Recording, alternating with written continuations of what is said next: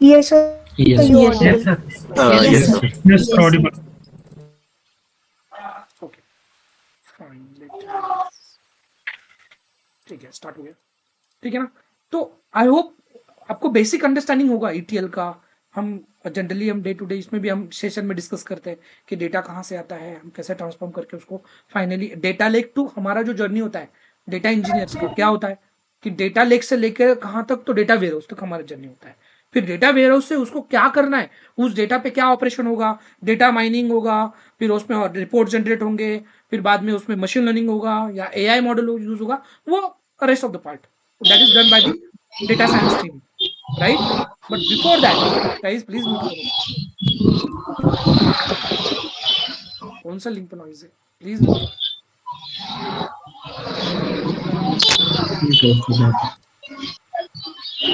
Akshata, can you please mute? उनको निकाल दीजिए, जो सीरियस नहीं हो, क्या क्या क्या बता। ठीक है, ठीक है ना। तो ये हमारा डेटा सोर्सेस है, चलो ये हो गया। हमें ईटीएल परफॉर्म करके उसको डेटा वेयरहाउस में रखना है, ठीक है। तो बट ये जो है अब डेटा वेयरहाउस में, इसको ट्रेडिशनल जो डेटा वेयरहाउस होते हैं, तो उसमें क्या एग्जैक्टली इशू था जो स्नोफ्लेक लॉन्च किया गया। तो कहीं बहुत सारे हैं। तो पहले तो हमें ना उसके इश्यूज क्या थे, तो पहले क्या गाइस, इंफ्रास्ट्रक्चर हमें मेंटेन करना पड़ता था। पहले तो इंफ्रास्ट्रक्चर मींस स्नोफ्लेक को सेटअप करना is not a easy task. Exactly sorry, data warehouse को सेटअप करना इजी टास्क नहीं है। अब डेटा वेयरहाउस क्या होता है कि जहां पर फ्रिक्वेंटली ऑपरेशन नहीं होते, डेटाबेस में और डेटा वेयरहाउस में यही तो डिफरेंस होता है कि डेटाबेस में फ्रिक्वेंटली एक्सेस ऑपरेशन चलते हैं, इंसर्ट डिलीट वगैरह, राइट। बट डेटा वेयरहाउस में बहुत ही रेयरली, ऑफन मैं तो बोल सकते हो कि बहुत रेयरली ऑपरेशन चलता है। बट जो ऑपरेशन होते हैं ना वो बल्क में होते हैं, means bulk loading, bulk unload करना, डायरेक्टली पूरा का फाइल का data at the same time पे लोड करना। क्योंकि ऑब्वियसली यार ये एक बड़ा एक इंजन है, एक बड़ा स्टोरेज है, जहां पर डेटा जो लोड होगा वो इंसर्ट कमांड के थ्रू नहीं होगा। इंसर्ट कमांड तो that's only for the small operations, but यहां पे होगा कॉपी कमांड जो होता है, right. At the same time bulk data हम इस पर लोड करेंगे। तो इसका इंफ्रास्ट्रक्चर को सेटअप करना इट्स नॉट इजी टास्क। तो दैट्स वाई जो ट्रेडिशनल डेटा वेयर होते हैं वहां पर इंफ्रास्ट्रक्चर ये एक बड़ा चैलेंज होता था, ठीक है। दूसरा चैलेंज क्या है, इसको मैं ठीक है यहीं पे मेंटेन करता हूं। तो फर्स्ट है इंफ्रास्ट्रक्चर, इंफ्रा। सेकेंड है गाइस जो लिमिटेड स्टोरेज कैपेसिटी होती थी, कि अब मान लो कोई एक कंपनी है, उनको डेटा वेयर हाउस सेटअप करना है। अभी अभी का उनका रिक्वायरमेंट है, सपोज मान लो 500 TB का रिक्वायरमेंट है। कितना है, 500 TB, 500 TB है, ठीक है। अब मान लो उनका कल ऑर्गेनाइजेशन या 1 साल के बाद में, 2 साल के बाद में एक एक्सपांड हो गया, तो they required 2000 TB। So it's not easy to scale. तो यहां पर एक स्केलेबिलिटी भी एक इशू आ गया, राइट। तो यहां पर एक ये इशू है कि लिमिटेड, यहां पर क्या है, लिमिटेड स्टोरेज, स्टोरेज कैपेसिटी। वही इसी को बोलते हैं हम स्केलेबिलिटी। इसी को क्या बोलेंगे हम, स्केलेबिलिटी। क्या बोल सकते हो कि no scalability, no scalability.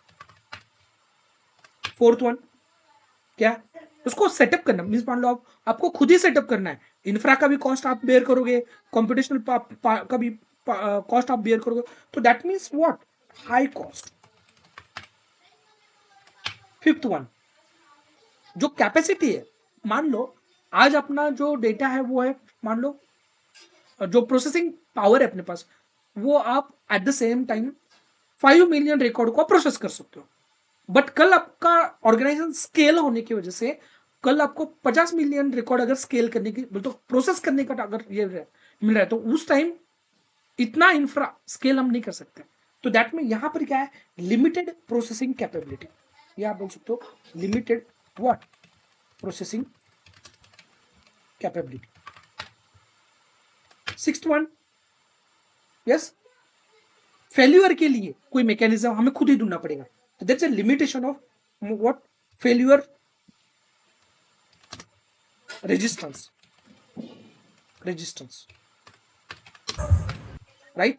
Seven one, अगर if you want to backup, और you can say replication, replication, it's next to impossible. It's very easy, it's very difficult to maintain the backup replica, because उसको अगर maintain करना है तो again आपको कोई ना कोई इंफ्रा लगेगा, राइट.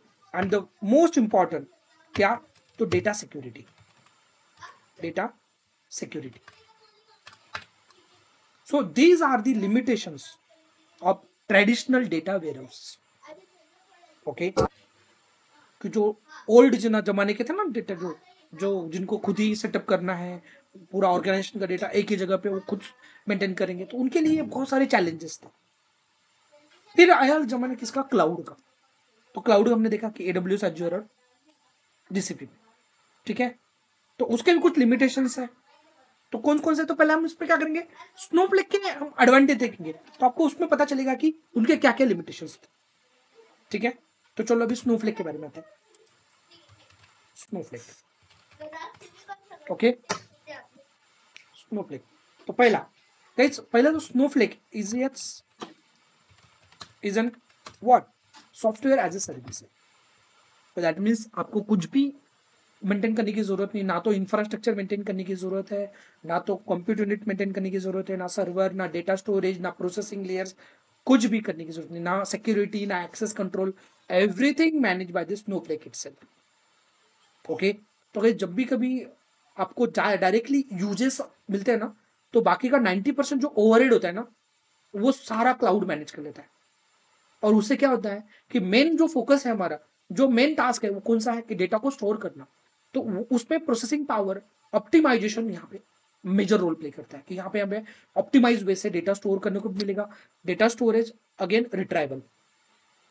ओके, सेकंड जो मैनेजमेंट है, मेंटेनिंग, मैनेजमेंट, कौन कौन सा, तो यहाँ पर देखो, मेंटेन करना, उसके बाद मैनेज करना, उसके बाद में क्या, कि अगर अपग्रेड करना है आपको सिस्टम को, that means nothing but the scalable.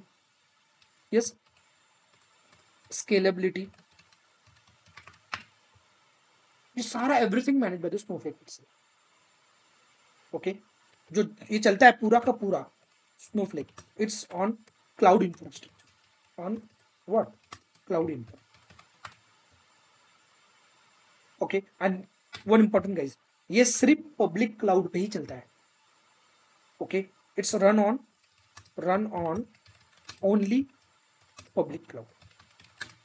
There are three types of cloud actually: public, private, and hybrid.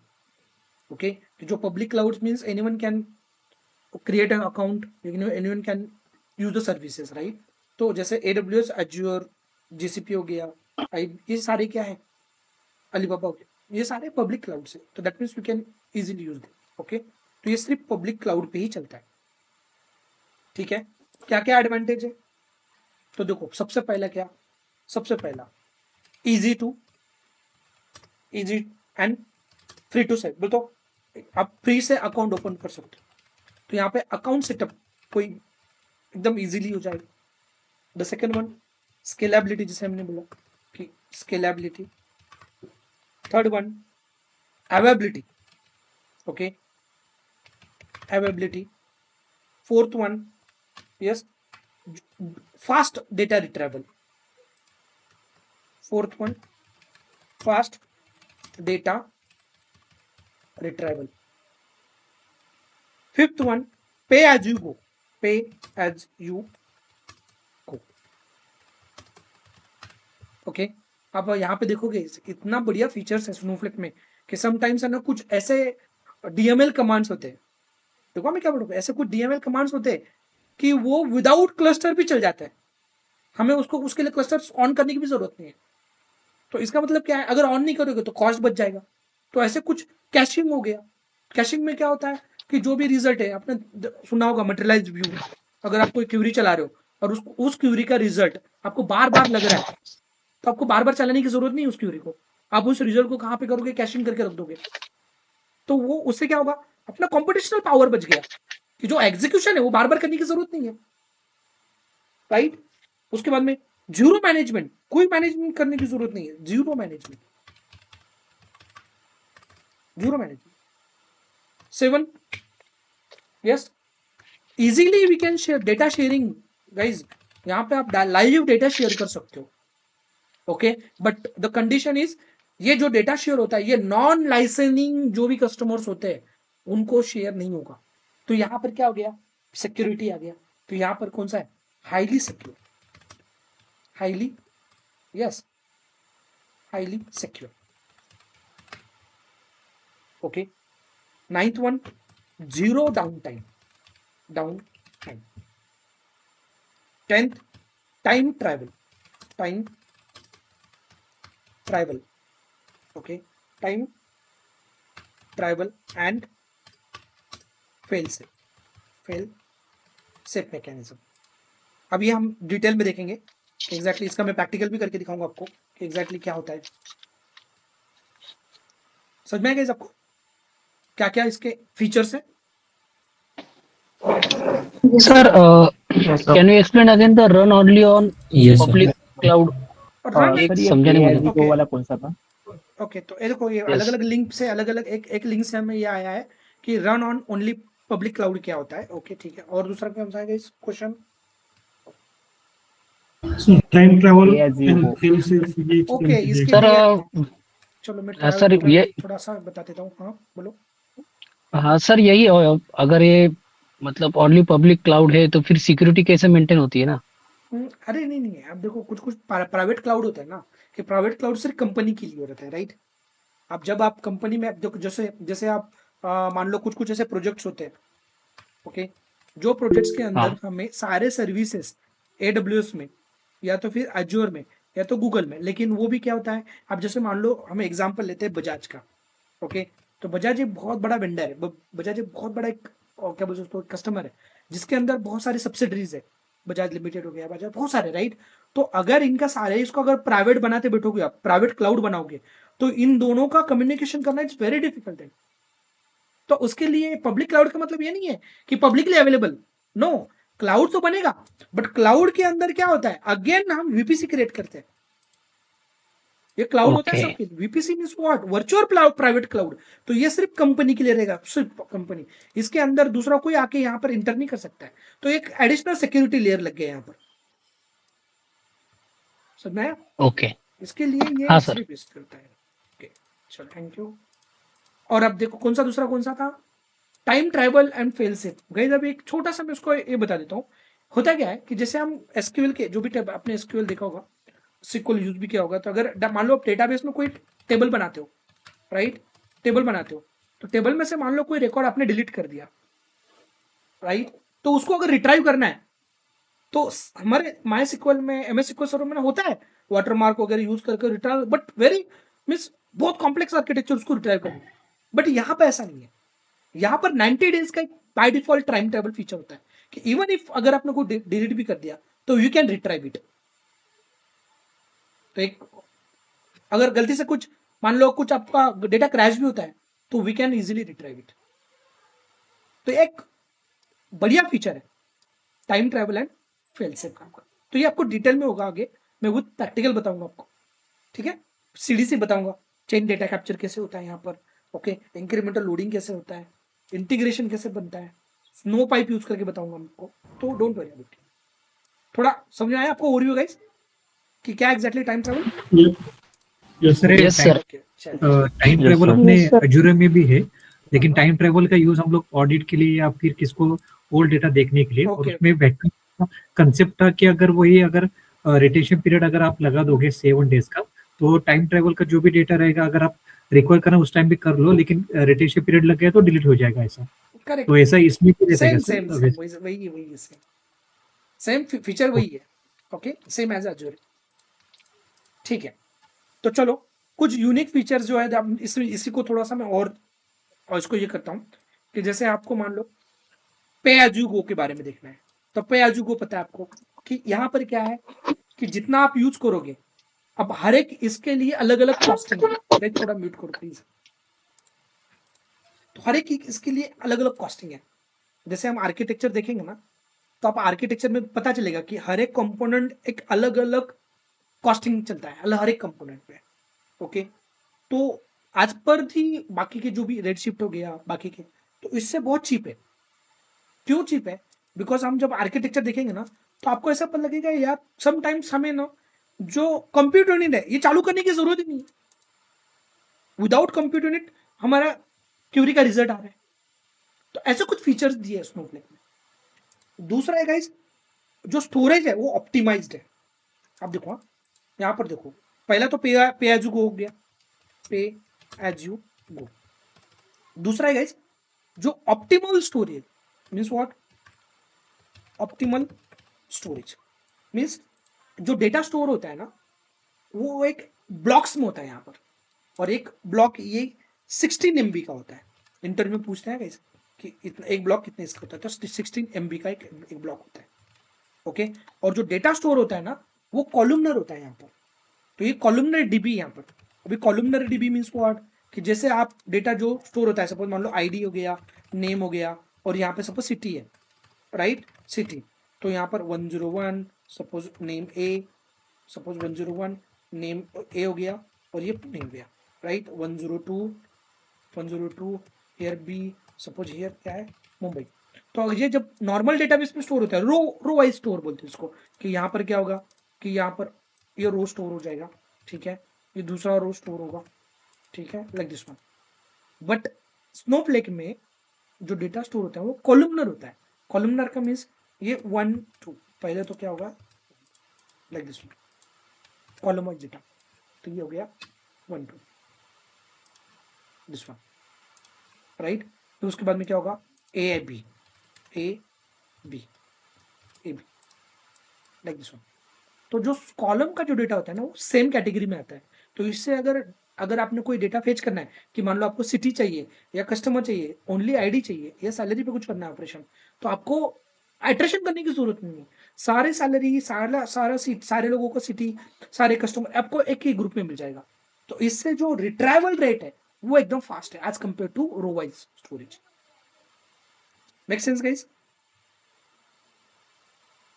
Sir ये स्नोफ्लेक्स अपन सिर्फ डेटा स्टोर वगैरह करने के लिए यूज करते हैं क्या? नहीं, अभी तो उसका और भी पर्पजेस है। ओके, डेटा स्नोफ्लेक ऑब्वियसली ये तो यूज डेटा स्टोर करने के लिए, data ware house actually.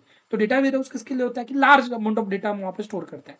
But इसके साथ में आप यहीं पर इन्होंने एडिशनल कुछ फीचर्स दिए कि आप स्नोफ्लेक के अंदर ही आप ट्रांसफॉर्मेशन चला सकते हो, डेटा इंजीनियरिंग पाइपलाइन चला सकते हो उसी में, कि आपको अलग कोई सर्विस यूज करने की जरूरत नहीं है। पहले कैसे होता था कि आपका डेटा पड़ा है यहाँ पर, सपोज यहाँ पर डेटा पड़ा है, तो उसके लिए फिर आपको, मुझे इस डेटा पर कुछ ऑपरेशन करना है, तो फिर मुझे तो या तो AWS में जाना पड़ेगा, फिर AWS के अंदर सपोज मान लो मुझे S3 कॉन्फ़िगर करना पड़ेगा, फिर बाद में उसमें लैम्बडा लगाना पड़ेगा, फिर बाद में यहाँ पर ग्लू यूज करना पड़ेगा, फिर मैं यहाँ से क्या करूँगा, डेटा यहाँ से लेके आऊंगा, कहाँ से, तो इस वेयर हाउस से, S3 में। तो मुझे इसका भी कॉस्ट बियर करना पड़ रहा है और AWS का भी कॉस्ट बियर करना पड़ रहा है, राइट। बट अभी क्या हो रहा है कि स्नोफ्लेक ऐसा प्लेटफॉर्म है कि डेटा भी आपको वहीं पे मिल रहा है, आप वहीं पर नोटबुक भी मिलेगा आपको, वहीं पर आपको सिक्वल स्क्रिप्ट भी मिलेगी, वहीं पर आपको क्लस्टर भी मिलेंगे। तो इससे क्या बेनिफिट होगा, अगर कोई चीज है आपको 10 दुकान से लेना है और वही अगर एक ही दुकान से अगर मिल रहा है, तो इससे क्या बेनिफिट होगा मुझे बताओ। तो पहला तो आपको क्या मिलेगा, एक तो हेवी डिस्काउंट मिलेगा। आप बोलोगे यार मैं तो सारा आपसे ले रहा हूं, तो आपको क्या मिलेगा कि हेवी डिस्काउंट मींस व्हाट, कि सारे सर्विस एक ही जगह पे है, तो जो डेटा ट्रैवलिंग के लिए जो टाइम लगता है, डेटा ट्रैवलिंग के लिए जो सिक्योरिटी लगती है, डेटा ट्रैवलिंग के लिए जो जो मैकेनिज्म लगता है, वो पूरा अवॉइड हो जा रहा है, सारा का सारा एक ही प्लेस पे आपको। तो ऑब्वियसली कॉस्ट कट हो गए, प्लेटफॉर्म वही है, उसी पे चला रहे हो, तो डेटा भी क्विकली एक्सेस हो जाएगा। तो इसी की वजह से ये डेटाबेस क्यों इतना पॉपुलर हुआ, जहां पर आप AWS के अंदर सेम बाकी के सर्विसेज यूज कर सेम डेटा पाइपलाइन इंप्लीमेंट कर सकते हैं। फिर डेटाबेस क्यों इतना पॉपुलर, आपको ग्लू में भी क्लस्टर मिलते हैं, तो डेटाबेस में भी क्लस्टर मिल रहा है, आपको S3 डेटा लेके यहाँ पर भी है, तो वहां पर DBFS है, आप यहाँ पे भी टेबल क्रिएट कर सकते हो, वहां पर भी टेबल क्रिएट कर सकते हो। तो डेटाब्रिक्स ने क्या किया कि सारे जो सर्विसेज है वो इंटीग्रेट किया एक ही प्लेटफॉर्म पे, तो इससे उसका डिमांड बढ़ गया, डेटा सिक्योरिटी आ गया। तो same thing happen with Snowflake, but the difference क्या है कि डेटाब्रिक्स के अंदर वेयर हाउस एक लिमिटेड एक स्केल तक है, बट यहाँ पर ये डेडिकेटेड वेयर हाउस भी है, और इसके साथ में आपको कंप्यूट यूनिट भी मिल रहा है, आपको SQL सर्वर भी मिल रहा है, everything under the one roof. That's why इतना डिमांडेड हो। What it now guys? Yes yes एक बेसिक आइडिया आ गया, यस सर। राइट? Yes, पहला sir. पहला तो समझ में आ गया हमें क्या हो गया, पे-एज-यू-गो। सेकंड ऑप्टिमाइज्ड स्टोरेज है। थर्ड वन गाइस, देखो ये स्पेशल फीचर्स बता रहा हूं मैं। Third one, it provide caching. अब कैशिंग किसके लिए है?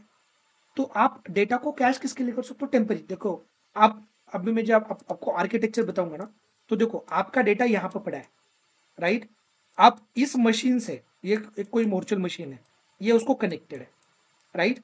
अब यहाँ से ये यूजर का इंटरफेस है, तो ये अब यहाँ से यूजर आया, यहाँ पर उसने क्यूरी लिखा, क्यूरी गया वर्चुअल मशीन को, वर्चुअल मशीन ने डेटा फेच करके लेके आया और यहाँ पर रख दिया।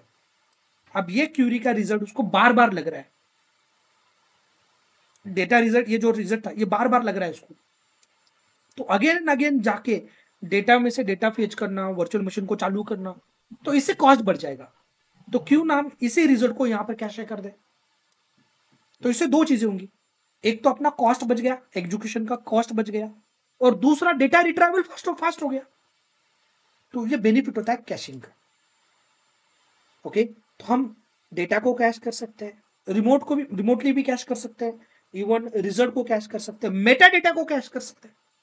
तो caching is a technique which what save your execution time और इवन कॉस्ट। ठीक है, तो that is provided by the Snowflake. Sir caching की लिमिट कितनी है? That's depends, we can customise.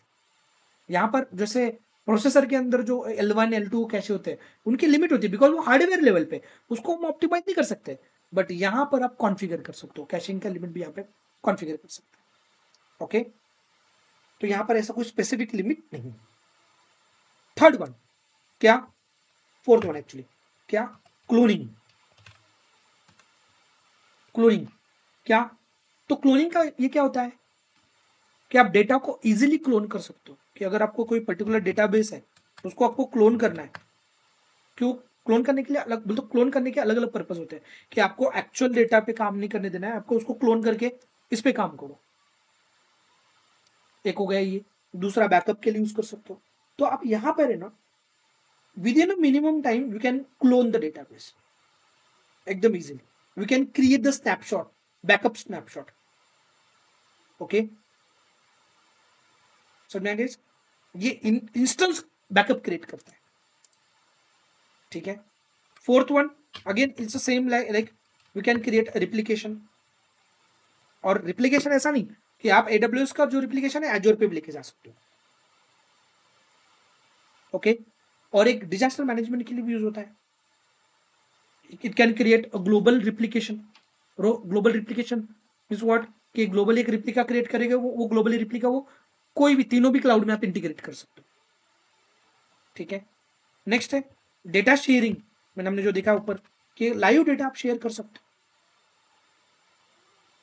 समझ में आया?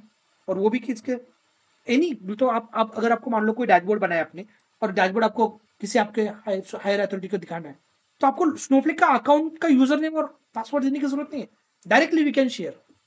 कैसे करना मैं बताऊंगा आपको। डायरेक्टली आपने कोई डैशबोर्ड बनाया या कोई आपने कोई डेटा पे एनालिसिस किया और वो पेज आपको शेयर करना है, तो आप इजीली वो शेयर कर, एक लिंक क्रिएट होगी, वो लिंक उसको दे दो, वो जैसे ही क्लिक करेगा उसको डैशबोर्ड दिखेगा, आपको स्नोफ्लिक नहीं दिखेगा, ओनली उतना पेज दिखेगा। तो लाइव आप शेयरिंग कर सकते हो। ठीक है, दूसरा है गाइस सर्वरलेस कुछ एक्टिविटीज है, जैसे स्नो पाइप हो गया, ऑटोमेटिक क्लस्टरिंग हो गया, मटेरियलाइज व्यू करना हो गया, सर्वरलेस टास्क हो गया, सर्च ऑप्टिमाइजेशन हो गया। उसके बाद में नेटिव सपोर्ट जो है इसका सेमी स्ट्रक्चर मींस व्हाट, कि आप है ना इस डेटा वेयर हाउस के अंदर क्या क्या जेसन डेटा स्टोर कर सकते हो, पार्केट डेटा स्टोर कर सकते हो, ORC कर सकते हो। ओके, उसके बाद में और होता है ऑप्टिमाइज, RO ARO कुछ होता है। ओके, तो दैट मीन्स CSV तो है ही, CSV तो स्ट्रक्चर है, राइट? CSV हो गया, एक्सेल हो गया, ये सारे update file format supported by the group. Okay, तो दैट मीन्स ये एक fully functional data warehouse which is deployed on cloud, so we don't need to worry about the infrastructure, we don't need to about the security. Okay, so let's discuss the architecture. चलो हम एक architecture discuss करते हैं कि Snowflake exactly कैसे बनाए. तो Snowflake के अंदर गए 3 लेयर्स होते हैं.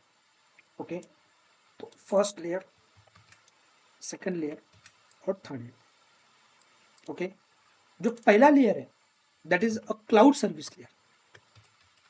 Cloud service layer. सेकंड जो लेयर है ये आप बोल सकते हो प्रोसेसिंग लेयर या प्रोसेसिंग और कंप्यूट लेयर. Compute layer. जो थर्ड वन है that is storage layer. Okay, so that means ये थर्ड वन जो स्टोरेज लेयर है ना, तो एक्चुअल में आपका जो डेटाबेस है वो यहाँ पर है, यहाँ पर डिस्क. ओके, ये जो है प्रोसेसिंग लेयर, तो ये एक्चुअल में आपके क्या है, वर्चुअल मशीन्स है.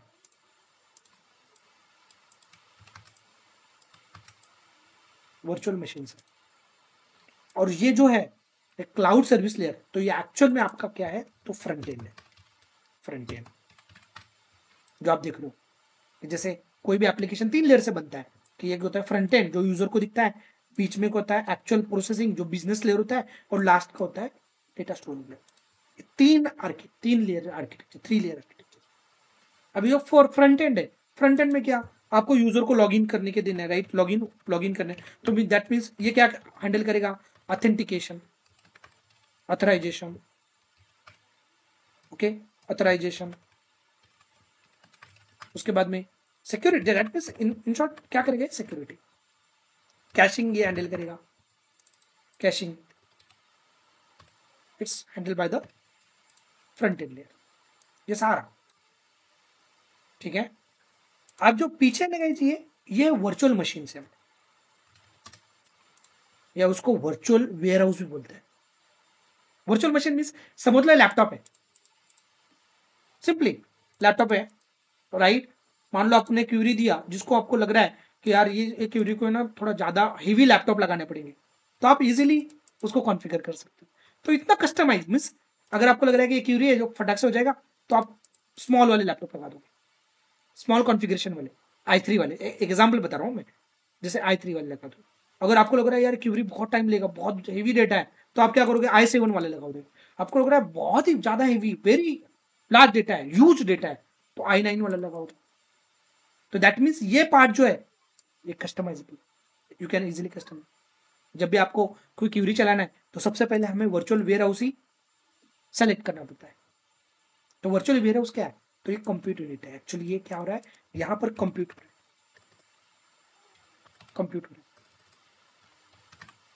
ओके, और ये जो है यहाँ पर एक्चुअल में हमारे क्या है, डेटा. ओके, तो अगर आप जाके देखोगे here क्या स्नोफ्लेक आर्किटेक्चर, तो देखो दिस वन,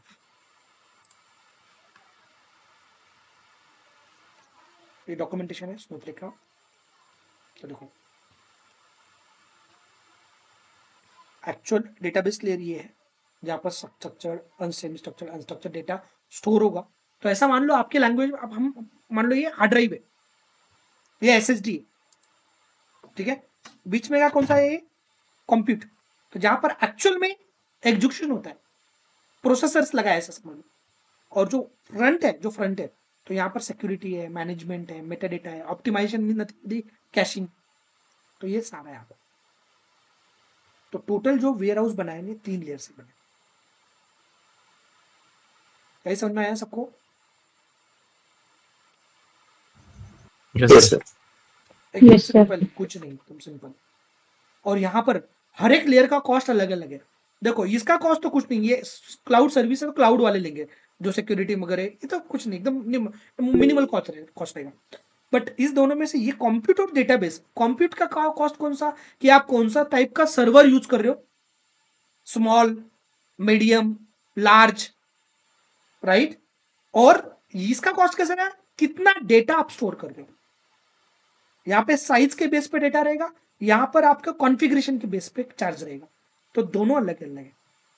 जब आप क्यूरी दोगे फ्रंट एंड से, तो क्यूरी कंप्यूट क्या करेगा, एग्जीक्यूट करेगा, लेकिन डेटा कहां से फिच करेगा, डिस्क से।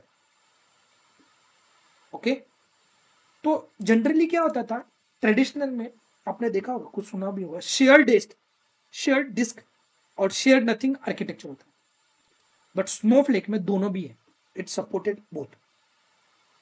शेयर डिस्क मीन्स व्हाट, कि आपके पास दो कंप्यूट यूनिट है, मान लो एक एग्जांपल, ये दो कंप्यूटर है, दोनों में एक ही डेटा, एक ही डिस्क शेयर हो गई, एक ही डेटा भी शेयर हो, राइट, दिस वन। और शेयर नथिंग में मीन्स व्हाट, कि नहीं, ये एक वीएम इधर, राइट, इसके लिए अलग से, इसके लिए अलग से, शेयर नथिंग आर्किटेक्चर। ओके, तो इसमें क्या होता है, इसमें पैरेलल प्रोसेसिंग फास्ट होता है। ओके, तो मल्टी वो बोलते हैं कि मैसिव पैरेलल प्रोसेसिंग बोलते हैं, एमपीपी बोलते हैं, तो जो स्नोफ्लेक में है कि पैरेलल प्रोसेसिंग आप चला सकते हो। Got it now guys, architecture समझ में आया? Yes sir.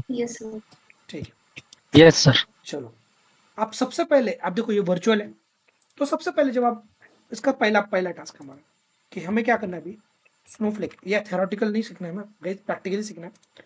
तो पहले स्नोफ्लेक का अकाउंट क्रिएट करना है सबसे पहले, ठीक है। तो चलो हम एक अकाउंट क्रिएट करते हैं। क्या करना है,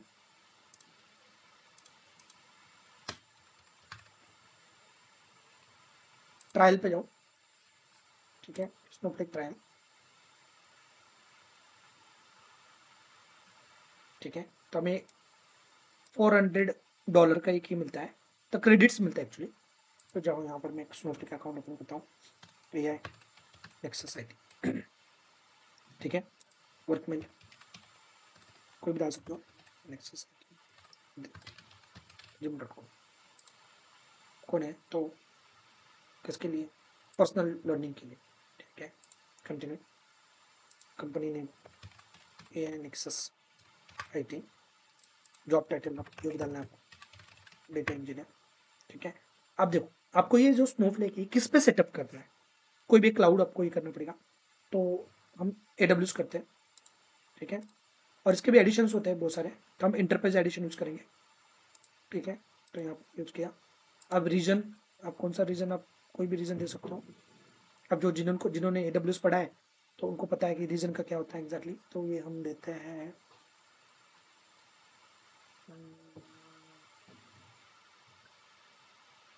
ठीक है, यही रखते हैं, UAE रखते हैं, मिडिल ईस्ट, ठीक है। Get started, select the preferred language कौन सा है, मैं तो पाइथन, ठीक है, कंटिन्यू। बाकी क्या लिस्ट बाय डेटा, ऐसा कुछ सब कर दो, बिल्ड हमें करना है, डेटा पाइपलाइन ये करना है, लोड करना है, ठीक है, सब चलो, ठीक है। एक ईमेल भेजेगा ये, तो आ जाओ,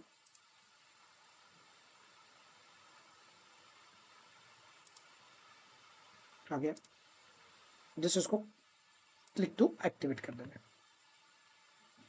इतना सिंपल है। यूजर नेम दे दो, AI एक्सेस IT, ठीक है, पासवर्ड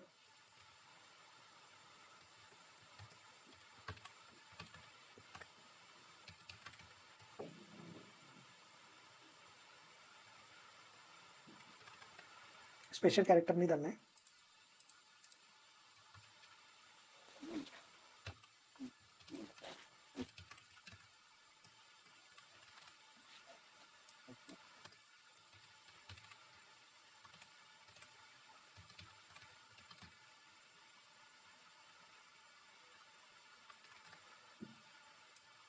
सेकंड,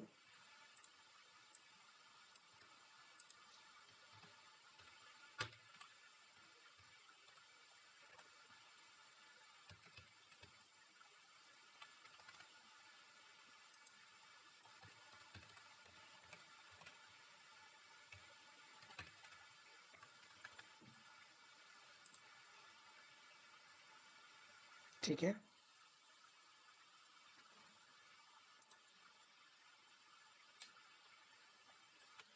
ठीक है, स्किप फॉर नाउ। तो ये उसका डैशबोर्ड है। ओके, आपको अगर इसका ये रखना है, ठीक है, ब्लैक को रखना है।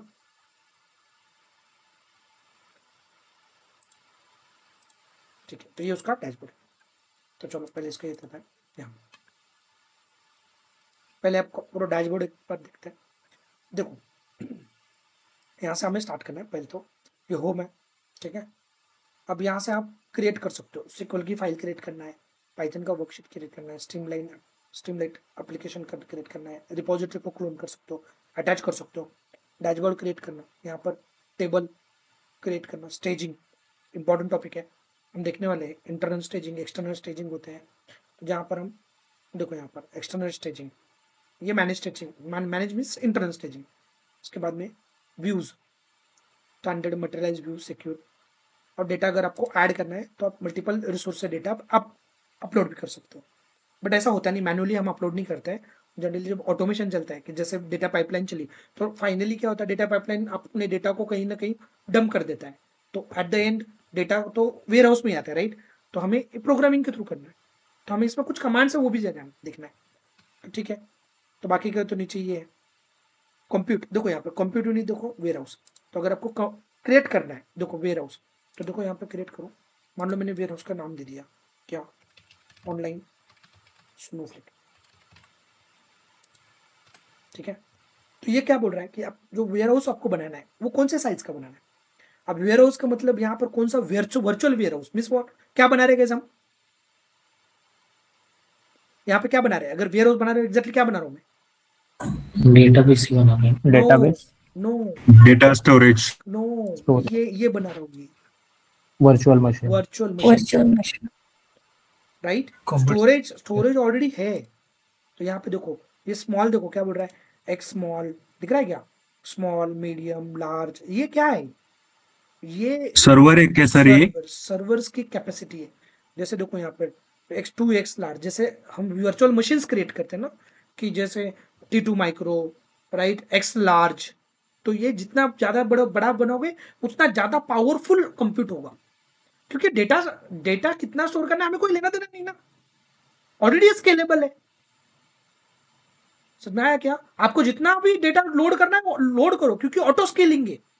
अब ऐसा फिक्स अमाउंट नहीं देना है यहाँ पर कि मुझे 50 TB का ही, नो, स्टोरेज के इसमें कोई कॉन्फ़िगरेशन नहीं है, स्टोरेज फ्री, एकदम फ्री मींस व्हाट, अब फ्री स्केलेबल। आपको सिर्फ क्या बनाना है, इस वन हमने क्या बनाया, पहले ये बनाया फ्रंट एंड बनाया, ऑथेंटिकेशन ऑथराइज, हमने ऑथेंटिकेशन क्रिएट किया फ्रंट एंड। दूसरा क्या बना रहे अभी, वर्चुअल। स्टोरेज बनाने की जरूरत नहीं, बिकॉज ये itself is a warehouse, ठीक है। आ जाओ, मान लो मैं ये स्मॉल बनाता हूँ, इसका क्या है 1 क्रेडिट पर आवर, तब ये 400 क्रेडिट्स मिले, तो ये 1 क्रेडिट पर आवर का है। बाकी कुछ ऑप्शन है यहाँ पर कि ऑटो रिज्यूम करना है, auto suspend after 5 minute in activity, अगर आपने 5 मिनट कुछ नहीं किया ऑटोमेटिक सस्पेंड हो जाएगा। मल्टी क्लस्टर वेयर हाउस बनाना है आपको, क्यूरी एक्सेलरेशन करना है, ठीक है। चलो तो मैं यहाँ पे क्या करता हूँ, क्रिएट वेयर हाउस।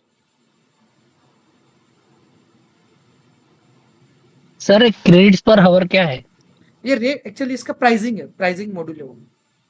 ओके, जैसे डॉलर्स है ना कि $4 पर आवर, हाँ तो वहां पर 1 क्रेडिट पर आवर है, तो 1 क्रेडिट में $1 है, आई थिंक, एक बार चेक करना पड़ेगा। और that depends on the module to module. जैसे हमने अभी स्टैंडर्ड लिया या इंटरप्राइज लिया, तो पहले स्टैंडर्ड होता है, बिजनेस क्रिटिकल होता है, अलग अलग एडिशंस होते हैं वेयर हाउस के। तो दैट डिपेंड्स कि आप कौन सा यूज कर रहे हो। अभी देखो यहाँ पर कौन सा लिया हमने, देखो कौन सा लिया टाइप, स्टैंडर्ड लिया। अब यहाँ पर एक दो चीज है, सिक्योरिटी हो गई कि गाइज आप मान लो अभी ये स्नोफ्लेक अकाउंट आपको एक्सेस दे दिया, तो आप एक्चुअली क्या है, तो यहाँ पर आप कौन सा टाइप के यूजर हो, आपको कौन सा प्रिविलेज मीन्स व्हाट, आपको एक्सेस कौन सा है।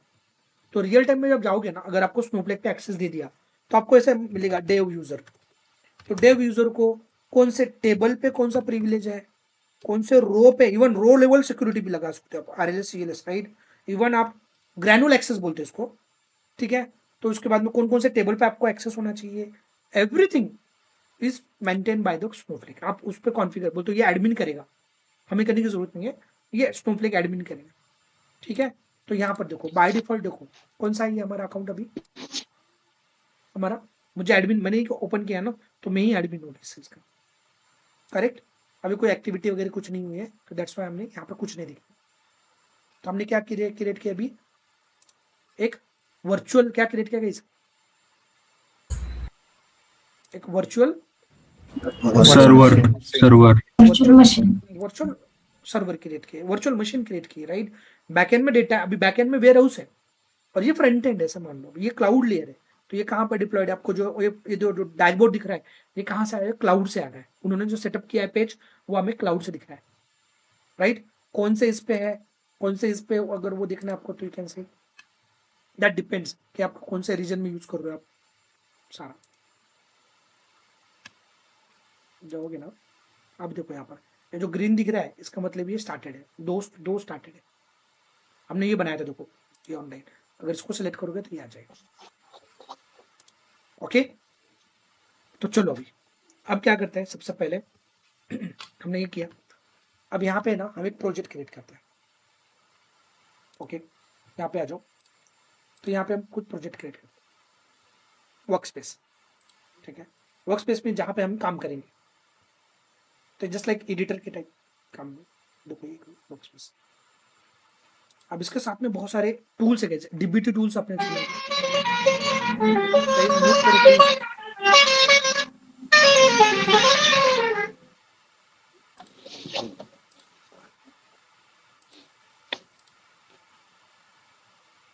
ठीक है, तो यहाँ पे देखो, तो एक डीबीटी टूल सुना होगा, एक टूल होता है जिसके थ्रू आप स्नोफ्लेक को इंटीग्रेट करके आप डिफरेंट डिफरेंट एनालिसिस ट्रांसफॉर्मेशन चला सकते हैं। तो चलो ऐड क्या चलाना है, आपको फोल्डर क्रिएट करना है, SQL क्रिएट करना है, इवन इवन समटाइम्स अगर आपको मान लो पाइथन के कुछ बनाना है स्क्रिप्ट वगैरह, तो you can see Python worksheet, Python worksheet. देखो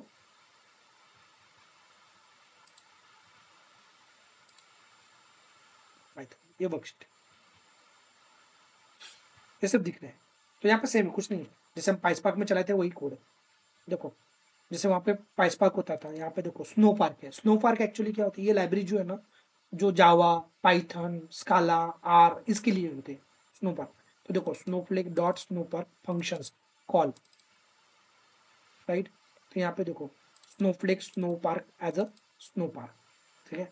यहाँ पे एक सेशन क्रिएट किया है, यहाँ पे टेबल देखो, टेबल का नाम देखो स्कीमा, फिर उसके बाद में टेबल का नाम है सेशन डॉट टेबल, टेबल का नाम दो, फिल्टर कॉल। आपको कुछ सिमिलर लग रहा है गाइस पाइसपार्क के जैसे, देखो यस सर। हमारा पाइसपार्क हुआ नहीं है सर अभी तक। जिनका नहीं हुआ है वो नहीं, वो जिनका हुआ है देखो yes sir, same like procedure. Sir by default आता है नेम चेंज है सर सिर्फ। कुछ नहीं, एकदम सेम है। नहीं नेम तो ये इधर डेटा फ्रेम क्रिएट किया, लेकिन डेटा फ्रेम देखो, data frame dot show same है। यहाँ पे देखो कॉल लैंग्वेज लिया और इज इक्वल टू पाइथन, एक सैंपल कोड है, उसको शेयर करना, यू कैन सी शेयर। तो चलो पहले हम ऐड सिक्वल, क्या नाम देना है, सपोज टेस्ट, देखो ये आ गया सिक्वल। तो यहाँ पे आप सिक्वल का क्यूरी चला सकते हो, अगर आपको कोई भी यहाँ पे ये करना है, तो आप यहाँ पे क्रिएट टेबल ये सारे यहाँ पे। चलो पहले सबसे पहले हम क्या करते हैं,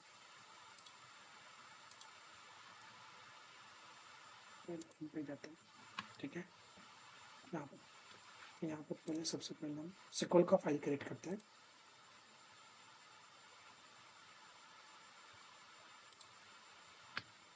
ये सारे ऑब्जेक्ट्स हैं स्नोफ्लेक के, ऑलरेडी कुछ डेटा यहाँ पे देखो, ऑलरेडी कुछ डेटाबेस है यहाँ, लर्निंग डेटाबेस, सैंपल डेटाबेस। तो यहाँ पे हर एक जब डेटाबेस क्रिएट करोगे ना, तो उसके अंदर दो चीजें, एक इंफॉर्मेशन स्कीमा क्रिएट होगा और उसके अंदर एक पब्लिक स्कीमा क्रिएट होगा। इसमें इंफॉर्मेशन स्कीमा में क्या होता है, तो मेटा डेटा होता है, और पब्लिक में हम जो भी आप टेबल वगैरह क्रिएट करोगे, तो यहाँ पर आप टेबल भी क्रिएट कर सकते हो, डेटाबेस भी क्रिएट कर सकते हो। क्या क्रिएट, राइट। तो सबसे पहले क्या, डेटाबेस, डेटाबेस सपोज मान लो हमने किया ऑनलाइन, क्या स्नोफ्लेक, ठीक है।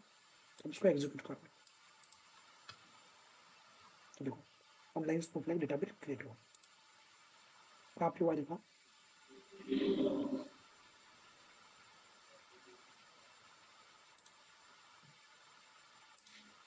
यहाँ पे दिख रहा है guys? सर इसमें कितने रो चाहिए, कॉलम चाहिए, नाम वगैरह ऐसा कुछ है नहीं यस क्या? सर। नहीं, कोई इसमें नहीं। ओके, एंड इसका राइट। अगर आपको टेबल क्रिएट करना है उसके अंदर तो क्या करोगे? क्रिएट। तो पहले एक्चुअली क्या क्या करना पड़ता है? पहले तो स्कीमा क्रिएट करना पड़ता है guys। ओके, तो अब यहाँ ओके। पर तो पहले क्या क्रिएट करोगे आप? बोल तो इसका स्ट्रक्चर कैसे होता है? सबसे ऊपर क्या होता है? Yes, database. उसके बाद में क्या होता है गाइस? Schema, schema. उसके अंदर क्या होता है? टेबल्स। Right, right. करेक्ट क्या? चलो यहाँ पर देखते हैं क्या क्रिएट व्हाट क्या है? स्कीमा। सपोज ऑनलाइन हो गया।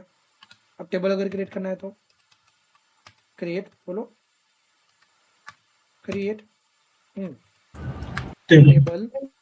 कैसे दोगे? Online Snowflake online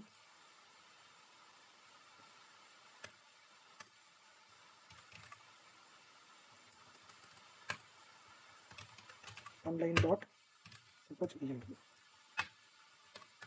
ID suppose integer क्या है? नेम।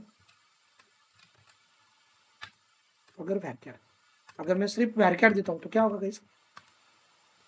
अगर मैं रेंज नहीं देता हूँ क्या होगा? देखो टेबल क्रिएट होगा, बताओ क्या होगा? सर उतनी स्पेस अलॉट हो जाएगी ना? One byte maximum size correct. तो यहाँ पे देखो ऑनलाइन, हमारा ऑनलाइन स्नोफ्लेक डेटाबेस क्रिएट हुआ। उसके अंदर देखो ये इंफॉर्मेशन ऑनलाइन, देखो ये इन ऑनलाइन क्या हो गया? स्कीमा। और उसके अंदर देखो एक टेबल क्रिएट हुआ। टेबल देखो कौन सा है? ये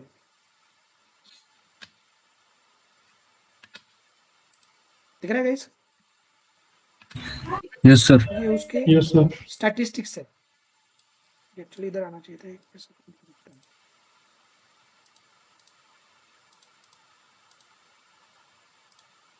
ओके, यहाँ पर ये टेबल के स्टैटिस्टिक्स है। अगर आप इसमें कुछ आपको ये करना है क्या?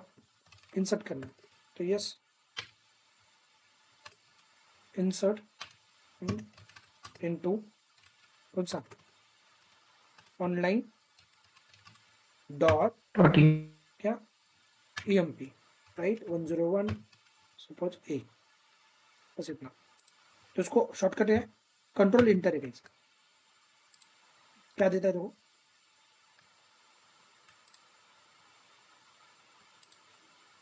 क्या रहा है?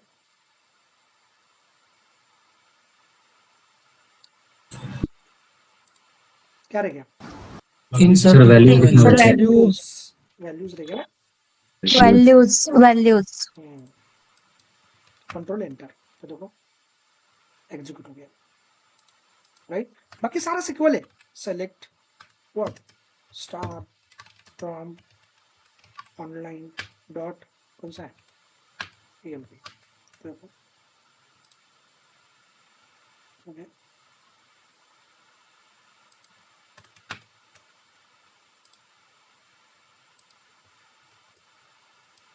ऑनलाइन EMP बराबर है।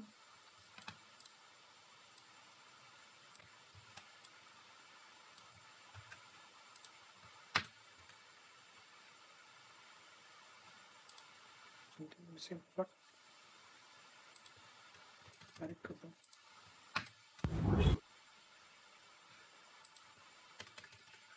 सेमीकोलन के बाद सर मे बी हमने वो इंसर्ट के बाद सेमीकोलन नहीं दिए इसलिए आ रहा है क्या? ऐसा कुछ नहीं होता ऐसा। तो you can see इधर डेटा दिख रहा है। Database name, schema name and then table name, ऐसा होता है क्या? वैसा भी लेकिन डायरेक्टली भी होता है क्योंकि हमने ऑलरेडी उस पर काम किया है। Let's start from online snowflake dot online dot emp ऐसे भी दे सकते हो, ऑनलाइन डॉट क्या बोल रहा है, सेलेक्ट बाय, सर वो इंसर्ट के बाद सेमीकोलन नहीं रहता। अरे नहीं ये मैंने यहाँ पर ये दिया है ना, तो मेरा हाँ हाँ सर ऑनलाइन डॉट ऑनलाइन भी आएगा। जनरली इसे यूज करते सर। हो गया एक्चुअली वो मैंने सेलेक्ट, मैं यहाँ पे कर रहा हूँ तो भी वो प्रीवियस वाले भी सेलेक्ट, ये एक्चुअली क्या होता है यहाँ पे जब लास्ट में आप कर्सर लेके जाते हो ना, कंट्रोल प्लस एंटर करने के बाद में वो पूरा स्टेटमेंट एग्जीक्यूट होता है। तो देखो यहाँ पर आ गया, इसके साथ में देखो आप अब यहाँ पर बहुत सारे आपको स्टैटिस्टिक्स मिलेगा कि इस क्यूरी ने कितना टाइम लगाया, ये देखो दिस वन। उसके बाद में डेटा को आप एक्सपोर्ट कर सकते हो, डाउनलोड एज CSV एक्सेल वगैरह, चार्ट बना सकते हो इसमें, तो कोई चार्ट्स होता है यहाँ पर। अब एक ही वैल्यू तो उसके लिए कुछ नहीं, लेकिन यहाँ पर पूरा चार्ट्स मिलता है आपको, पूरा एनालिसिस। समझ में आ रहा है गाइस? सर एक क्वेश्चन था। तो ये हमें हर बार लगाना ही पड़ेगा क्या, स्कीमा नेम, टेबल नेम ऐसा तो कोई बिफोर द टेबल नेम? क्योंकि हम उसी में काम कर रहे हैं ना। तो यहाँ पे देखो, यहाँ पर हमारा देखो, यहाँ पर आपको पता चलेगा, देखो कौन से इसमें हम कौन सा ये यूज कर रहे हैं, दिस वन, ठीक है। उसके बाद में कौन से टेबल पे डेटाबेस, देखो दिस वन, स्कीमा कौन सा है, तो ऑलरेडी सेट है ना ये। तो यहाँ पर कोई ऐसे लगाने की जरूरत भी नहीं है। अगर मैं इस चीज को करूंगा ना तो भी रिजल्ट आना ही चाहिए। देखो आ रहा है। Okay okay. क्यों? क्योंकि ऑलरेडी हमने यहाँ पे पैरामीटर सेट करके रखे कि मैं इस डेटाबेस में जा रहा हूँ और मुझे स्कीमा मेरा ऑनलाइन है। ओके, सो ग्लोबली हम उसको सेट करके यहाँ पे वो रन कर सकते हैं। That's why no need to use again and again. Okay okay, clear guys? Sir अभी तक हमने कभी स्कीमा एक्चुअली क्रिएट किया ही नहीं था जनरली, क्वेरी लिख के खुद से। नहीं स्कीमा ही यूज होता है ना, क्योंकि देखो एक्चुअली क्या होता है, रियल टाइम में जब आप जाओगे तो स्कीमा क्या है exactly, it's a logical design of the database.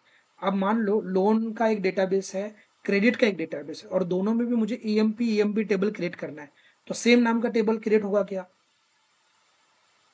नहीं होगा। तो वहां पर क्या यूज होगा फिर, schema, loan dot employ, credit dot employ. तो यहाँ पे स्कीमा एक बहुत क्या बोलते हैं इंपॉर्टेंट रोल प्ले करता है। तो स्कीमा ये अलग अलग स्कीमा डिफाइन करना पड़ेगा ना सर? हाँ, तो उसके लिए फिर यही बोलते हैं ना, स्कीमा बोलते हो क्या, logical design of the database. क्या बोलते हैं, लॉजिकली डिजाइन किया। लॉजिकली उसने क्या किया, आपके टेबल्स को पार्टीशन कर दिया, आपके टेबल को सेग्रीगेट किया ग्रुप में।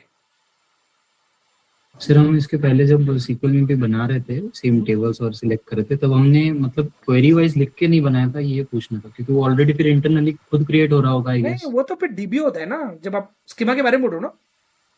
हाँ क्रिएट स्कीमा जो हमने स्पेसिफिकली लिखा है इस बार, उसलिए इस बार देखो आप उसमें भी करना पड़ता है, कहाँ पर MS SQL सर्वर में भी किस स्कीमा क्रिएट करना पड़ता है। आप नहीं कर रहे हो ना, तो बाय डिफॉल्ट देखो वो DBO में जाता है। अब अगर देखोगे तो DBO डॉट क्रिएट होता है। देखो आप एक बार टेबल जाके देखो, वहां पर DBO डॉट EMP क्रिएट होता है। हाँ DBO यूज होता है। करेक्ट, तो वो वहां पर default DBO create yes sir, वो सेलेक्ट ऐसा नहीं करके अपन 1000 रोज तो वो ऐसे वही आता है sir. But it is a good practice to create a schema first always. In real time आपको जब भी आप डेटाबेस देखोगे तो आपको स्कीमा ही मिलेगा। तो वहां पे अलग अलग फैक्ट टेबल जब आप क्रिएट करोगे तो फैक्ट ऐसा होता है, टेबल का नाम फैक्ट, सपोज EMP। जब डायमेंशन करोगे तो DIM ऐसा होता है, डायमेंशन डॉट EMP। तो आपको कैसे पता चलेगा फिर, तो स्कीमा से पता चल रहा है ना कि ये फैक्ट टेबल और ये डायमेंशन टेबल है। यस करेक्ट, तो ये रूल होता सो हर एक टेबल के लिए हर एक अलग अलग स्कीमा होगा, राइट? हाँ बरोबर है। ऑर्गेनाइजेशन में क्या होता है, और बहुत सारे डेटाबेस होते हैं ना, बहुत सारे टेबल्स होते हैं कि डेटाबेस तो एक ही रहेगा बट स्कीमा अलग अलग रहेंगे। क्योंकि ये देखो यहाँ पे लोन का एक स्कीमा रहेगा, यहाँ पे क्रेडिट का एक स्कीमा रहेगा, यहाँ पर मान लो और कोई अलग, सपोज मान लो कोई सेविंग का saving current, correct, saving current like that. Correct. Okay, तो यहाँ पर तो इसके टेबल्स अलग रहेंगे, इस स्कीमा के अलग, इसके अंदर के इसके टेबल अलग रहेंगे, राइट। इसके टेबल अलग रहेंगे। तो ये क्या होगा, एक टाइप का एक लॉजिकल आपने डिजाइन किया आपका पूरा data structure database. Okay okay. तो ये रोल होता है। और उसको कनेक्ट करना पड़ेगा स्कीमा को, लाइक फॉरेन की एंड प्राइमरी की। हाँ यस, बाकी कुछ नहीं चेंज होगा, सिर्फ नॉमेनक्लेचर चेंज हो रहा है, टेबल नेम के बिफोर स्कीमा आ रहा है, बाकी कुछ नहीं चेंज हो रहा है। Got it. क्लियर गाइस, सबको समझ में आया अभी? Yes sir. आपको समझ में आ रहा है लेकिन मेरे टीचिंग स्नोफ्लेक का? Yes sir. Yes sir, yes Yes, sir. sir. Yes sir, yes sir. तो थोड़ा सा आपको लगेगा या और ऑनलाइन जो ऑफलाइन में है, जो ऑनलाइन में अभी अटेंड किया उनको थोड़ा सा लगेगा यार दिख नहीं रहे ये थोड़ा क्या- सा सर, थोड़ा सा स्लो लेना ना, बहुत फास्ट हो रहा है हाँ क्योंकि हम थोड़ा फास्ट हो रहा है सर एक्चुअली। बहुत ज्यादा फास्ट हो रहा है सर। कौन से बैच से हो फास्ट ऑनलाइन But 10 से ऑनलाइन ऑनलाइन 7। ऑनलाइन ऑनलाइन आपने 10 80 पर मतलब 80% ऐसा लग रहा है कि कुछ पढ़ा ही नहीं है, 20% ही समझ में आ रहा है सर। नहीं वो आपका ऑनलाइन 10 वालों ने अभी तक मुझे कनेक्ट नहीं किया ना, तो मेरा फ्रीक्वेंसी और आपका फ्रीक्वेंसी मैच नहीं करो होगा नहीं ना अभी। समझ हाँ में आया सर, क्या? फिर भी थोड़ा अब अभी तक सपोज मान लो आप एंड्रॉइड फोन यूज कर रहे थे, अब मैं सपोज एप्पल है तो जो सीखने में थोड़ा टाइम लगेगा ना। सर हाँ तो फिर भी भी क्या सर थोड़ा ये बोलो। स्नोफ्लेक्स थोड़ा मतलब माथे के बाहर जा रहा है, क्योंकि मतलब मैं तो सिर्फ पाइथन ही पढ़ा हुआ अभी अरे नहीं सुबह के नहीं बैच से वो 7 के। जिन लोगों को थोड़ा आउट ऑफ जा रहे हैं ना, don't worry, I take the separate session, don't worry about it. Just ये तो जो लोग अभी मेरे जो बहुत सारे कैंडिडेट्स हैं जो ऑलरेडी इंडस्ट्री रेडी होके बैठे हैं, तो उनको स्नोफ्लेक में बहुत सारे डिफिकल्टीज आ रहे हैं, इंटरव्यू में पूछ रहे हैं ना, तो दैट्स वाई मैंने ये ऐड किया अभी। अभी नेक्स्ट मेरा ऐसे ही सेशन रहेंगे यूनिटी कैटलॉग पे, कि जहाँ पर पूरा यूनिटी कैटलॉग क्या होता है डेटाबेस का, मैं वो भी एक्सप्लेन करने वाला हूँ। और सेपरेट सेशन रहेगा 8 सो से सर 10। ये ओके, सो ये सेपरेट सेशन हम लोगों के लिए रहेगा ना, हाँ हाँ जिनका यस मतलब यस, ये। बट ऐसा नहीं हाँ है, ये मैं क्यों नहीं बताना चाह रहा था कि आप अगर ऐसा सोच लोगे तो फिर आप ज्वाइन ही नहीं करोगे बाद में। मैं समझ गया sir, right right right. Guys समझ में आया सबको अभी तक का सर पार्ट? ऑलमोस्ट हाँ सर हाँ बोलो। ऑलमोस्ट आप यस सर। डिटेल ले रहे हैं सब, और Yes, जो sir. भी हम वीडियोस देख रहे हैं बाकी के एक्सटर्नल सोर्सेज से, ओके वैसे सब पूरा। Hello hello, I am audible guys? Yes yes yes Yes, sir. Yes sir. Yes, yes, audible. I think Yes. Fine. तो Yes, चलो sir. चलो अभी लास्ट एक थोड़ा सा 10 मिनट एक देखते हैं कि टाइप्स ऑफ टेबल्स। अभी तक आपने देखा होगा आपके डेटाबेस के अंदर, आपने देखा होगा कि एक नॉर्मल टेबल क्रिएट किया होगा, बट ऐसा नहीं होता है स्नोफ्लेक के अंदर। ओके, स्नोफ्लेक के अंदर आपको अलग अलग टेबल, आप ये नोट डाउन कर लेना गाइस। स्नोफ्लेक के अंदर आपके अलग अलग टाइप्स के टेबल्स मिलेंगे आपको, टाइप्स ऑफ टेबल। ओके, तो क्या क्या टेबल्स होते हैं चलो देखते हैं। तो पहला टेबल होता है guys permanent table, permanent table. दूसरा होता है गाइस ट्रांजिट बोलते हैं इसको, ट्रांजिट टेबल। ओके, तीसरा होता है temporary table, temporary table. Fourth है डायनामिक टेबल। फिफ्थ है directory table, directory table. Sixth है एक्सटर्नल टेबल। सेवन है हाइब्रिड टेबल।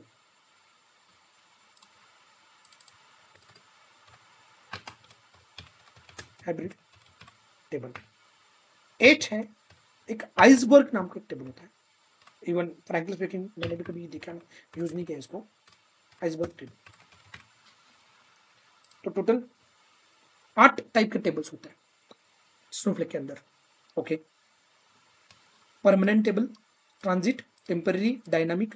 स्पेलिंग मिस ये हो सकता है तो उसको इग्नोर करो guys. Okay, dynamic table, directory table. Okay, directory table, उसके बाद में एक्सटर्नल टेबल, हाइब्रिड टेबल और आइसबर्ग टेबल। ठीक है, तो जो बाय डिफॉल्ट होता है, डिफॉल्ट, यस बाय डिफॉल्ट, कि आप जो टेबल जो नॉर्मली हमने जो अभी क्रिएट किया ना, तो वो परमानेंट टेबल है गाइस, कोई हमने कुछ ये नहीं लगाया। आपको मैं कल ये भी बताऊंगा, उसको क्यूरी एग्जीक्यूट करके बताऊंगा कि कौन से टाइप का टेबल है। ओके, हम डीएससी करेंगे ना उसको, तो वो भी मिलेगा आपको कि कौन सा टाइप का टेबल है, कौन सा उसका प्रॉपर्टी देखेंगे, तो ये सब पता चलेगा कि टेम्पररी टेबल। तो परमानेंट टेबल में जो भी हम MS SQL सर्वर में चलाते थे, माई SQL में जो टेबल क्रिएट किया वो परमानेंट, जब तक आप उसको ड्रॉप नहीं करोगे वो ड्रॉप नहीं होगा। इसका by default retention period 90 days का होता है। ओके, बट वो जब तक आप ड्रॉप नहीं करोगे तब तक ड्रॉप नहीं होगा। तो ये permanent table. Transit table actually थोड़ा सा टेम्पररी होता है, 0 to 1 इसका रिटेंशन पीरियड होता है। मैं आपको कल डिटेल में बताऊंगा टेम्पररी टेबल क्या होता है, डायनेमिक टेबल क्या होता है, सब। हमें ये 4 टेबल, ये 3 टेबल ये और एक एक्सटर्नल टेबल, बस इतना ही देखना है, बाकी हमारे कोई काम के नहीं। डायरेक्टरी टेबल हो गया, डायनेमिक टेबल हो गया, हाइब्रिड टेबल हो गया, आइसबर्ग, ये हमारे कोई काम के नहीं, हमारे काम के सिर्फ 4 टेबल है। Permanent table, transit table, temporary table और एक्सटर्नल टेबल। ओके, तो ये नोट डाउन कर लो। कल मैं आपको इस पर भी, कल हमारा टेबल पर थोड़ा सा सेशन चलेगा, फिर उसके बाद में हम देखेंगे कि डेटा यहाँ पर जो लोड करना है। तो चलो मैं आपको एक सिंपल सैंपल्स करके दिखाता हूँ कि अगर मान लो मुझे डेटा को लोड करना है, ठीक है ना, डेटा वेयरहाउस में, तो directly we can use add data. ठीक है, अब ऐड डेटा के अंदर देखो यहाँ पे load data into table, load files into stage. अभी स्टेज के बारे में हम डिटेल में देखने वाले, फिर स्नोफ्लेक स्टेज क्या होता है। तो देखो मुझे अगर डेटा लोड करना है तो यहाँ पे ब्राउज करो, करेक्ट, ठीक है। मैं कोई डेटा सैंपल डेटा यहाँ से लेता हूँ,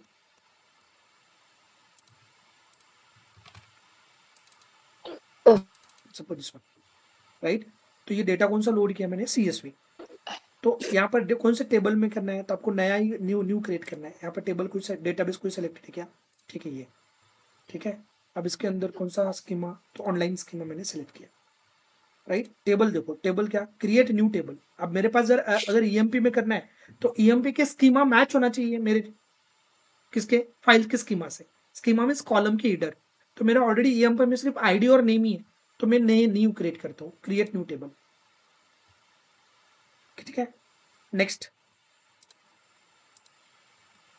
टेबल का नाम दे देते हैं यहाँ पर, तो मान लो कोई एक EMP टेबल नाम दे देता हूँ, ठीक है। नेक्स्ट देखो, तो यहाँ पर देखो एक ये आ रहा है आपको क्या, फाइल फॉर्मेट। तो बाय डिफॉल्ट देखो उसने क्या किया, ये ऑटो डिटेक्टेड कर लिया उसने फाइल फॉर्मेट, CSV और TSV। यहाँ पे देखो अलग अलग फाइल फॉर्मेट है। अगर जेसन करोगे, जेसन, पार्केट, एवेरो, राइट, उसके अंदर ORC, तो ये ऑटो डिटेक्टेड। बट हम खुद का भी फाइल फॉर्मेट क्रिएट कर सकते हैं। अभी कब करना है कि जब आपको पता है ऑर्गेनाइजेशन का जो डेटा आएगा, जो कंपनी से जो क्लाइंट से डेटा आएगा, तो कंपनी के डेटा के अंदर कुछ ऐसे कॉलम्स रहेंगे जिनमें क्या रहेगा, कॉलम के अंदर कोई स्पेस है, राइट। अगर मान लो कोई कॉलम के अंदर के जो वैल्यूज है वो DDMM YY में होना चाहिए, तो हमारे पास YY DDMM में आ गया, तो उस केस में ये रॉन्गली लोड नहीं होना चाहिए। तो उस टाइप हम फाइल खुद का फाइल टाइप भी क्रिएट कर सकते हैं, तो हम कल के सेशन में देखने वाले। तो यहाँ पे ऑटो डिटेक्टेड हो गया, इसको ही लेते हैं। आप देखो यहाँ पर कॉलम का नाम, डेटा टाइप देखो इसने ये कर लिया। आप यहाँ से भी इसको चेंज कर सकते हो, कॉलम का नाम चेंज कर सकते हो। डेटा देखो यहाँ पे उसने ये कर लिया। अगर कुछ यहाँ पे एरर रहता तो यहाँ पे डायरेक्टली एरर दिखता, तो मैं हम क्या करते हैं, लोड करते हैं।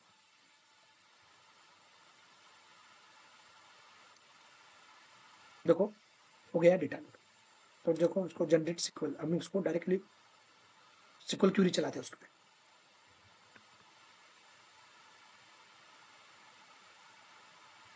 देखो इसको मैंने सिक्वल क्यूरी चला दिया डायरेक्टली, तो देखो आ गया डेटा, पूरा data, EMP ID, EMP name, city, salary, age, date of birth.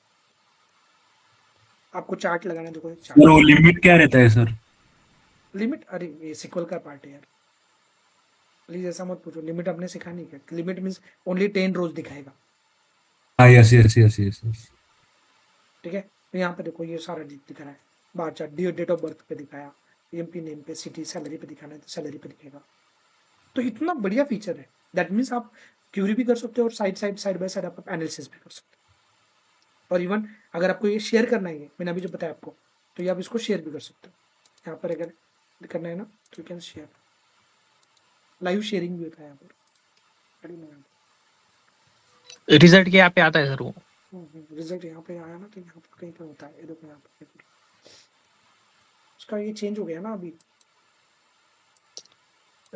Table में जाओ सर, टेबल के यहाँ पे आएंगे, टेबल में यहाँ पर होगा वो, इधर साइड में ऊपर सर, ऊपर डाउनलोड का ऑप्शन है नीचे। नहीं यहाँ पे डाउनलोड कर सकते हो सर।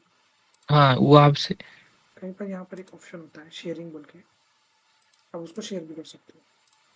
और इवन यहाँ पे देखो ये एक ऑप्शन है कि इसमें से आपको कौन सा टेब ये चाहिए, ये सब यहाँ पे दिखेगा आपको, ये भी सेलेक्ट कर सकते हैं, यहाँ पे फिल्टर लगा सकते हो, बस उतना ही डेटा मिलेगा आपको, दिख रहा है guys? और इसको कितना टाइम लगा वो भी दिख रहा है यहाँ पर। और जितने बार आप क्यूरी चलाओगे ना, तो उतने बार यहाँ पे देखो, मैंने ये क्यूरी चलाया, वापस से यही क्यूरी चलाता हूँ, तो देखो यहाँ पे ID क्रिएट होती है। अगर मैं इस पर क्लिक करूंगा ID पे, तो ये पूरा क्यूरी का इवेल्यूशन देगा कि ये कितना टाइम लगाया, ये सब कुछ यहाँ पर भी आई थिंक। यहाँ पर तो देखा यहाँ पर कितना टाइम लगाया, सक्सेस हुआ, कौन सा क्यूरी था, उसका रिजल्ट। तो इस रिजल्ट को भी आप सेव करके रख सकते हो। ये क्यों? क्योंकि बार बार आपको रिजल्ट कैलकुलेट करने की जरूरत नहीं है, ये ऑटोमेटिकली सेव हो जाएगा क्यूरी प्रोफाइल के अंदर। तो यहाँ पे क्यूरी प्रोफाइल भी दिखेगा कैसे एग्जीक्यूट हुआ, ये पूरा स्टैटिस्टिक्स मिलेगा आपको, राइट, क्यूरी डिटेल्स के अंदर। तो आप जाओगे मॉनिटरिंग में तो देखो यहाँ पर क्यूरी हिस्ट्री होता है, तो कितने आपने क्यूरी लगाए देखो यहाँ पर सारा दिखेगा। तो ये भी मेंटेन करके रखता है अलॉन्ग विद द रिजल्ट। देखो यहाँ पर हमने क्या क्या लगाया था, ये फीडबैक है, कब लगाया, कौन सा वेयर हाउस यूज किया, सारा। तो यहाँ पे देखो ये सेलेक्ट लगाया, राइट, तो इसका क्या क्यूरी का रिजल्ट था, सेलेक्ट फर्स्ट, दिख रहा है आपको गाइस? तो इंसर्ट किया था, राइट, तो इंसर्ट में ये देखो यहाँ क्यूरी आ गया था, क्या क्या हुआ सारा यहाँ पे दिखाएगा। समझ में आएगा इस? Yes sir. Yes sir. और कुछ इसमें भी अभी तो ये आज तो इंट्रोडक्शन था, तो कल हम इसका पूरा प्रैक्टिकल। ओके सब सर वो टेबल कौन से लेने वाले वो बताओ ना, अभी लिस्ट किया था आपने। इसके अंदर ये जो मैंने हाईलाइट किया, परमानेंट टेबल, ट्रांजिट टेबल और टेम्परेरी टेबल। सर एक स्मॉल रिक्वेस्ट है सर, निखिल यादव बात कर रहा हूँ ऑनलाइन 2 बैच से। आइसबर्ग टेबल भी ले लो ना सर, क्योंकि मेरे करंट प्रोजेक्ट में ही यूज कर रहे वो आइसबर्ग टेबल, थोड़ा मतलब मुझे भी समझ जाएगा। ओके वो भी ले लेंगे। और कौन कोई तो भी डाउट था आई थिंक। सर ये अपना ETL के ऊपर चलता है सर या ELT के ऊपर? सर इसका रिकॉर्डिंग मिलेगा ना आज? यहाँ पे भी दोनों भी चलता है, एयरटेल भी चलेगा और ELT भी चलेगा। ओके क्योंकि ट्रांसफॉर्मेशन भी हो रहा है ना यहाँ पर, तो आप यहाँ पे क्या कर सकते हो, पहले लोड करके ट्रांसफॉर्म कर सकते हो ना। ओके डेटा पहले डेटा वेयरहाउस में लोड होगा, फिर उसके बाद में ट्रांसफॉर्मेशन होगा, तो वो भी चलेगा ELT भी। बाकी ट्रेडिशनल डेटा वेयरहाउस में ELT नहीं चलेगा, यहाँ पे चलता है, क्योंकि ट्रेडिशनल डेटा वेयरहाउस में वो एंड पॉइंट हो गया, ट्रांसफॉर्म करने के बाद में फाइनली लोड कर दिया हमने, वहाँ पे ETL चलेगा। बट यहाँ पर पॉसिबल है ELT भी पॉसिबल है। Okay sir. Hello sir. Yes sir starting में आप पुन्हा एकदा सर इसका रिकॉर्डिंग आज मिलेगा ना? तर सर त्याचा काय सीन आहे नंतर? सॉरी रिकॉर्डिंग अभी स्टार्टिंगला जो आपण क्लास हुआ है उसका रिकॉर्डिंग आज लॉगिन मिलेगा करताना ना? AWS ला सिलेक्ट केलं होतं सर, त्याच्या नंतर काय सीन आहे? उसके बाद में क्या उसमें यूजर कॉन्फ़िगर करना है, सिर्फ यूजर नेम पासवर्ड को बस कॉन्फ़िगर करना है, बाकी कुछ ओके सर। फाइन चलेगा। सो कल सर आज का रिकॉर्डिंग मिल सकता है क्या रेफरेंस के लिए? हाँ वो लास्ट में मिलेगा, लास्ट में। और एक चीज, अपने AI Nexus के इस पे ना मेरे स्नोफ्लेक के 2 वीडियोस है AI Nexus के YouTube चैनल पे, तो मैं आपको सबको रिकमेंड करूंगा कि आप वो एक बार देख लो, पार्ट 1 और पार्ट 2। ओके सर लास्ट में मिलेगा मतलब क्या, मतलब पूरा खत्म होने के बाद क्या? अभी पूरा खत्म होने के बाद में सर थोड़ा सर के ऊपर से जा रहा है, जिस दिन का उस दिन मिलेगा ना तो थोड़ा बेटर रहेगा सर पढ़ने के लिए। ये अभी क्योंकि हमारा ETL आधा भी नहीं, 3 दिन का ETL होने के बाद डायरेक्टली शुरू हो गया है ना सर। अरे नहीं डोंट वरी है, मैंने देखो वो आप पे चॉइस पे, मैं आपका जो कौन सा बैच चल रहा है ऑनलाइन 10 ना? हाँ सर। सर मैं ऑफलाइन में हूँ, तो वो तो आपको बाद में भी होगा, डोंट वरी। ठीक है नहीं सर मैं ऑनलाइन में भी, मेरा ऑनलाइन भी हुआ तो कोई प्रॉब्लम नहीं है, बट अभी ये जो कंटिन्यूशन में कंप्लीट हम अटेंड कर सकते हैं ना सर? हाँ yes yes. Thank you sir. Okay guys, thank you, see you tomorrow, bye bye। Thank you. Bye.